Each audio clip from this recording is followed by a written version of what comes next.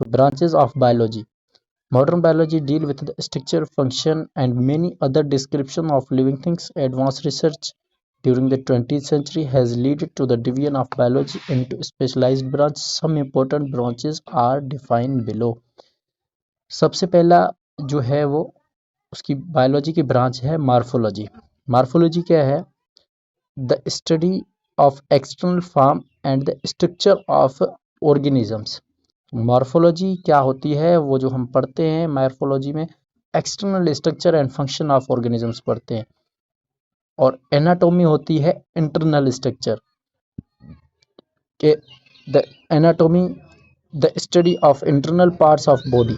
उसमें क्या है कि उस मॉर्फोलॉजी में होता है external form, external part of the organism body, and the anatomy में हम क्या पढ़ते हैं कि इंटरनल स्ट्रक्चर ऑफ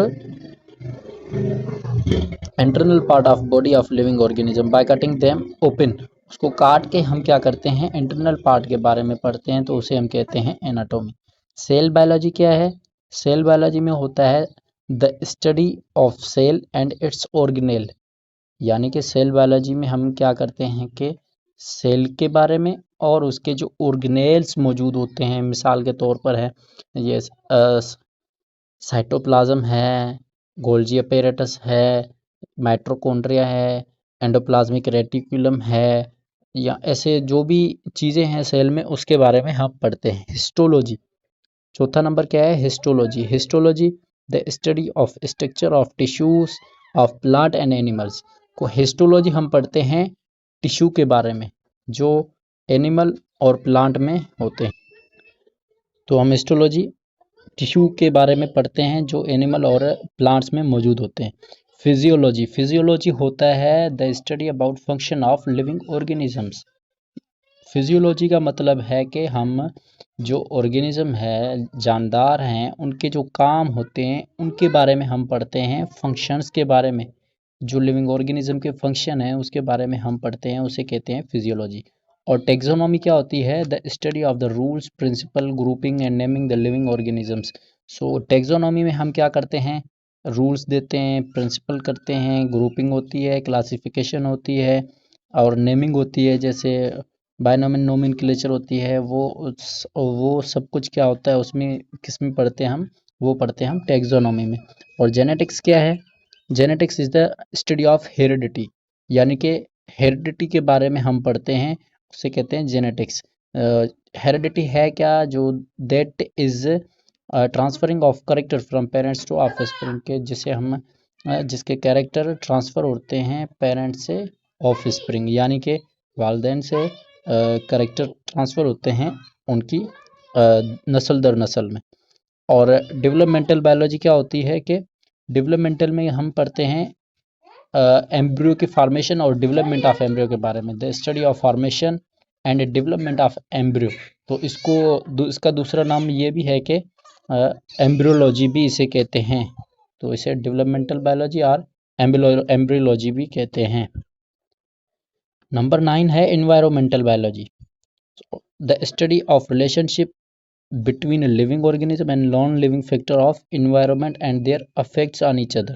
के environmental biology में हम क्या पढ़ते हैं कि environment में जानदार भी रहते हैं और नॉन लिविंग भी रहते हैं और लिविंग भी रहते हैं। सो इनके जो अफेक्ट होते हैं एक दूसरे पर वो भी हम पढ़ते हैं, और जो फैक्टर होते हैं नॉन एनवायरनमेंट में या नॉन लिविंग थिंग्स में या लिविंग थिंग्स में, सो उनके जो रिलेशनशिप होते हैं उनके बारे में हम पढ़ते हैं। नंबर 10 है पैलियोंटोलॉजी। पैलियोंटोलॉजी कहते हैं the study of remote past organic life with the help of fossil fuels.